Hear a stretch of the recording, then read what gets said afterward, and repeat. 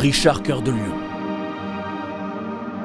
Robert de Sablé, Edith Piaf, Michael Schumacher, Ibn Battuta, Diablo X9, Picasso, Jean Moulin, Liszt et Madame Sanchez du Syndic. Toutes ces personnalités avaient un point commun. À un moment donné dans leur vie, elles ont été en contact direct avec Steven Labiscotte. Mais comment une personnalité aussi caduque que débonnaire a-t-elle pu se retrouver au cœur de plus de 117 scandales au cours de l'histoire de l'humanité? C'est la question à laquelle nous allons tenter de répondre. 1974, USA des États-Unis du Nord canadien d'Amérique du Nord. Le monde est partagé entre un bloc communiste où sévit la famine et un gentil bloc capitaliste où tout le monde mange à sa faim. Au centre, un seul homme. C'était un pacificateur, mais aussi un tyran. Sur fond de guerre du Vietnam, de guerre de gang et de racisme ambiant, Steven Labiscotte lâcha dans son débat face à Nixon une véritable bombe atomique. Nixon suait à grosses gouttes. On ne l'avait jamais vu dans cet état.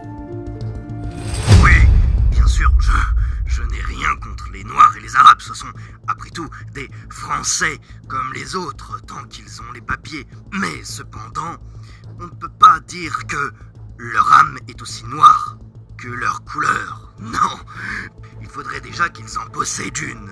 Or, ce n'est pas le cas et je crois que les Français, les vrais Français, sont au courant. Et je le dis parce qu'il est bon de le préciser, surtout en ce moment. Je n'ai rien non plus contre les pédales et les femelles. N'allez pas non plus dire ce que je n'ai pas dit, parce que sinon on ne va pas s'en sortir. J'ai la conviction qu'il s'est fait l'ennemi de tous pour protéger la nation d'une troisième guerre mondiale. Il s'est fait énormément d'inimitié en faisant cela. Il a joué double jeu. C'est en quelque sorte un martyr du capitalisme. Martyr du capitalisme ? Peut-être. Toujours est-il qu'à la suite de ces déclarations choquantes, historiens et géopoliticiens se mirent à fouiller archives, correspondances et livres anciens pour démêler le vrai du faux dans le passé méconnu de Steven Labiscotte.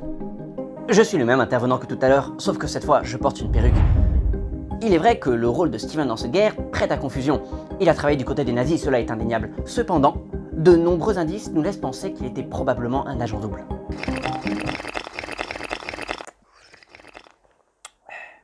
Indeed. En effet, une lettre d'Anne Frank retrouvée récemment nous indique que l'homme qui l'a arrêté n'est autre que Steven Labiscotte. On pourrait alors penser à ce moment qu'il n'y a plus aucun doute quant à son allégeance.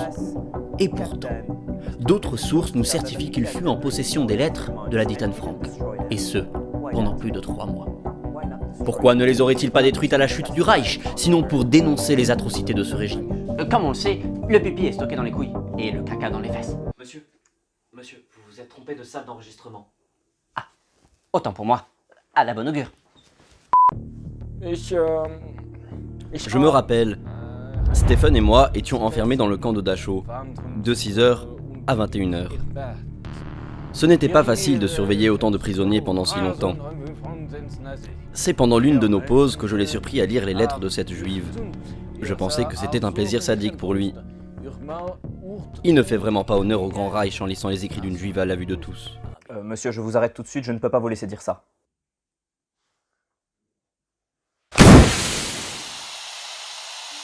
Si Peter Périgord a refusé de répondre à nos questions, nous avons eu la chance d'obtenir un entretien exclusif avec Ethan Miasm. Exactions? Quelles exactions? Honnêtement, à l'époque, j'étais déchiré tout le temps.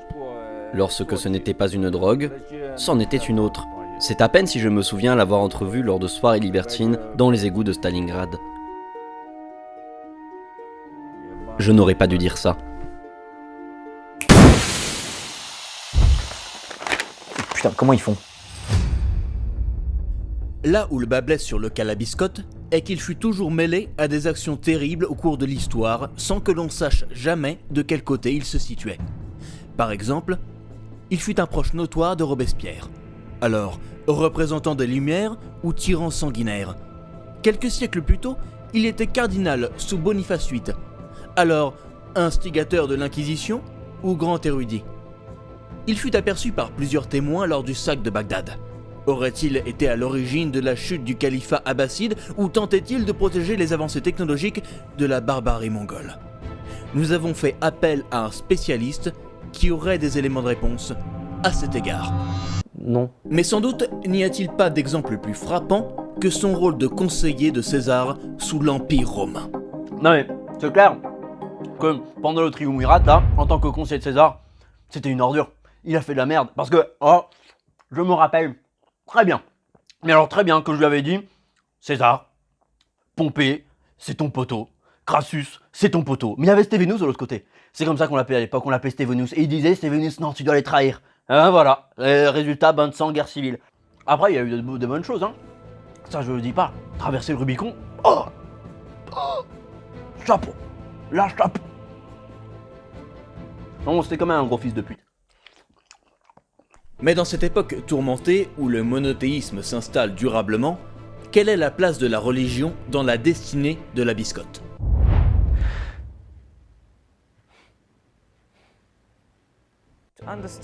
Pour comprendre ce personnage complexe dans son intimité, nous avons recueilli le témoignage exclusif de sa compagne de l'époque, Néfertiti. Il est vrai qu'il a toujours été un peu bagarreur lors de nos fastueux banquets, mais ça a jamais été une mauvaise personne dans le fond. Par contre, Peter Périgord, son ami, je me méfierais plus de lui parce qu'il a toujours été un peu fourbe et je le sens pas, Peter Périgord. Peter Périgord. Tout porte à croire que nous ne pourrons pas en apprendre davantage sur Stephen la Biscotte, sans décortiquer en détail l'implication de cet autre membre du plus célèbre trio de tous les temps.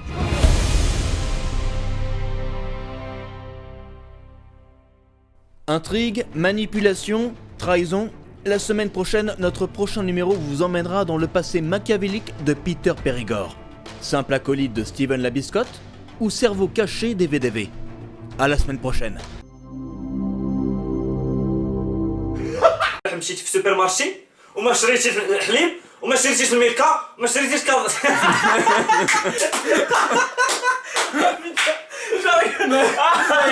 Le blooper de fin, ça va être ça. Ça va être ça, mais ça va être ça. Putain, j'arrive pas.